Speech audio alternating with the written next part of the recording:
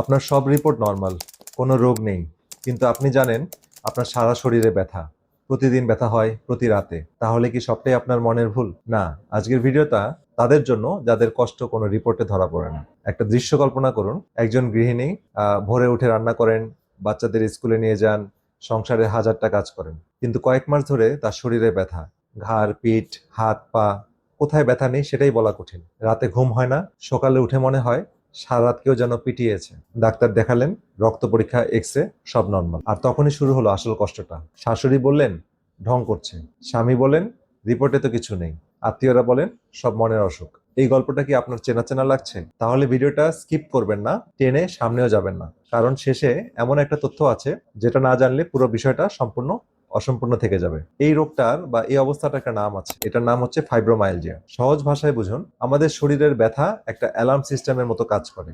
আঙ্গুল পুড়লে স্নায়ু মস্তিষ্কে খবর পাঠায় ব্যথা সাবধান, আর ক্ষত সেরে গেলে মস্তিষ্ক নিজেই কিছু শান্ত করার রাসায়নিক যেমন সেরোটোনিন দিয়ে সেই অ্যালার্ম বন্ধ করে দেয়। কিন্তু ফাইব্রোমাইলজিয়ার এই অ্যালার্ম সিস্টেমটাই বিগড়ে যায়। কোনো আঘাত ছাড়াই স্নায়ুগুলো ব্যথার সংকেত পাঠাতে থাকে। গবেষণায় দেখা গেছে এই রোগীদের মেরুদণ্ডে ব্যথার বার্তাবাহক রাসায়নিক একটা উপাদান যেটা নাম হচ্ছে সাবস্টেন্স পি, এটা স্বাভাবিকের চেয়ে 2 থেকে 3 গুণ বেশি থাকে। আর যে রাসায়নিকগুলো ব্যথা শান্ত করার কথা সেগুলো থাকে কম। ফলাফল, অ্যালার্ম বাজছে তো বাজছেই। বিজ্ঞানের ভাষায় একে বলে সেন্ট্রাল পেইন অ্যাম্প্লিফিকেশন, মানে মস্তিষ্ক ব্যথার ভলিউম বাড়িয়ে শোনে। এবার বুঝুন, সমস্যাটা জয়েন্ট বা মাংসপেশিতে নয়, সমস্যাটা ব্যথা মাপার সিস্টেমে। তাই রক্ত পরীক্ষা, এক্স-রে, সব রিপোর্ট নর্মাল আসে।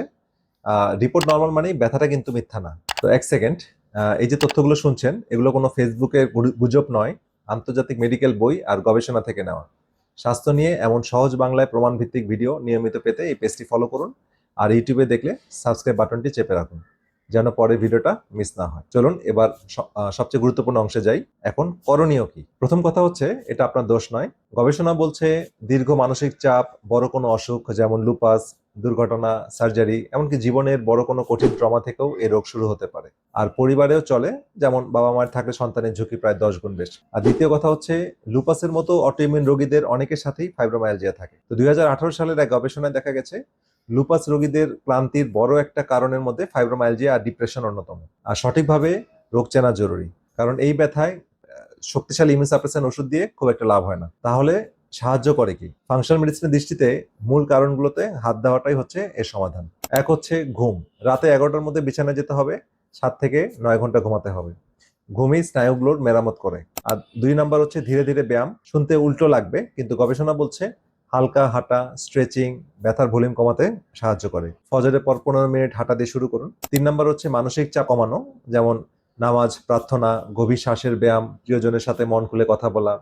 মনে রাখবেন, এই রোগীদের 30 থেকে 50% মধ্যে ডিপ্রেশন বা দুশ্চিন্তা থাকে। সেটার চিকিৎসাও সমান জরুরি, লজ্জার কিছু নেই। আর অবশ্যই একজন অভিজ্ঞ চিকিৎসকের পরামর্শ নিন, কারণ সারা শরীরে ব্যথা, এর পেছনে থাইরয়েড, ভিটামিন ডি এর ঘাটতি বা অন্য কোনো রোগও লুকিয়ে থাকতে পারে। তো শেষের কথাটা মন দিয়ে শুনুন। আপনার পরিবারে, আপনার প্রতিবেশীদের মধ্যে, আপনার বন্ধুদের মধ্যে এমন কেউ নিশ্চয়ই আছে যিনি বছরের পর বছর ব্যথায় ভুগছেন, আর সবাই বলছে ভান করছে। আপনি তাকে অন্তত বলবেন না যে সব মনের ভুল। বলবেন তোমার কষ্টটা সত্যি, এর নাম আছে, এর ব্যবস্থাও আছে। এই একটা বাক্য একজন মানুষের জীবন বদলে দিতে পারে। তাই ভিডিওটা এখনই শেয়ার করুন। হয়তো আপনার শেয়ারেই কেউ প্রথমবার জানবে সে পাগল নয়।